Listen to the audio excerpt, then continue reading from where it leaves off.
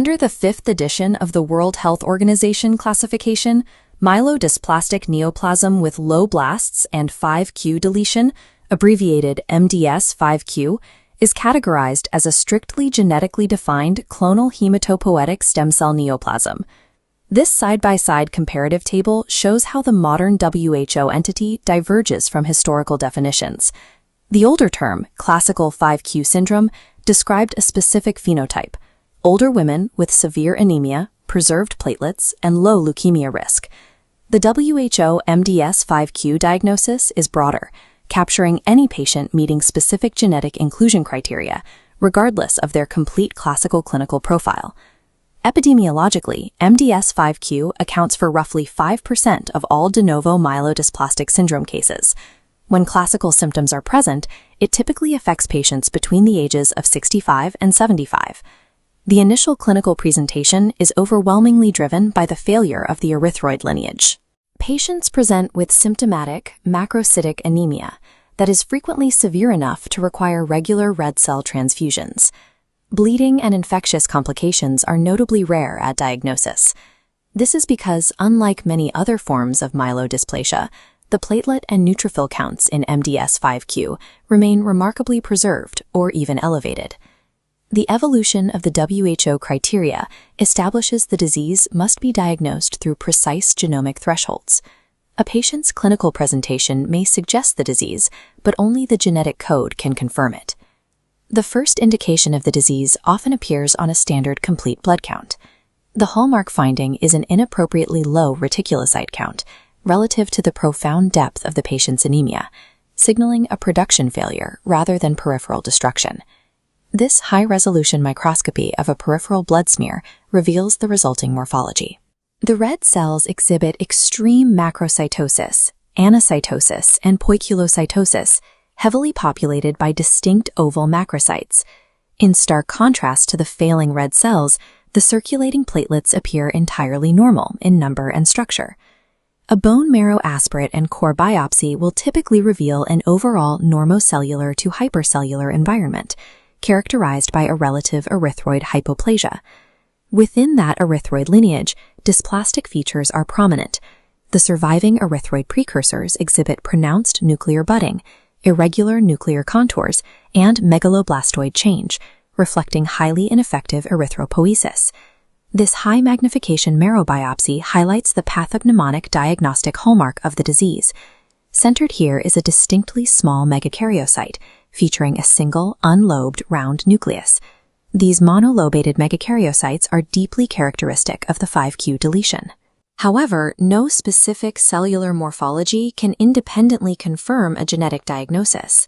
Morphology provides a powerful visual fingerprint of the disease process, but definitive classification requires interrogating the specific missing genes driving these cellular malformations. This 3D map of chromosome 5q illustrates the fundamental molecular driver of the disease, haploinsufficiency within a multipotent stem cell. A large segment of the long arm is deleted, meaning only one functional copy of several critical genes remains. 3 specific loci drive the clinical phenotype: RPS14, the microRNA 145 and 146A cluster, and CSNK1A1. The loss of one RPS14 allele immediately disrupts the cell's ability to assemble normal ribosomes, triggering severe nucleolar stress. This ribosomal stress activates the P53 pathway specifically within the erythroid precursors. Activated P53 induces targeted apoptosis of these red cell precursors. This massive programmed die-off in the marrow is the exact mechanism responsible for the severe macrocytic anemia seen in the peripheral blood. The simultaneous loss of microRNAs 145 and 146A alters innate immune pathways and dysregulates megakaryopoiesis. This explains the presence of those unique monolobated megakaryocytes and the paradoxically robust platelet counts. Finally, haploinsufficiency of CSNK1A1 activates the WNT beta-catenin pathway. This provides the abnormal clone with a selective survival advantage, allowing it to dominate the marrow. The disease does not result from the mutation of a single gene. It is the simultaneous regional deletion of these biologically distinct targets that builds the clinical profile. The clinical presentation of failing red cells existing alongside thriving platelets is a direct deterministic readout of these specific haploinsufficient loci working in parallel. This clinical workflow tree outlines the strict WHO diagnostic criteria. Even with a confirmed 5q deletion, the blast count is tightly constrained. There must be fewer than 5% blasts in the bone marrow and fewer than 2% in the peripheral blood. Flow cytometry can support the assessment by identifying aberrant myeloid maturation, but it cannot alter those strict numerical blast percentage limits for the diagnosis. Conventional karyotyping must prove that the 5q deletion exists entirely alone, or with exactly one permitted additional cytogenetic abnormality. There is an absolute exception. If that single additional abnormality is monosomy 7 or deletion 7q, the diagnosis of MDS-5q is immediately excluded due to the highly 7 anomalies.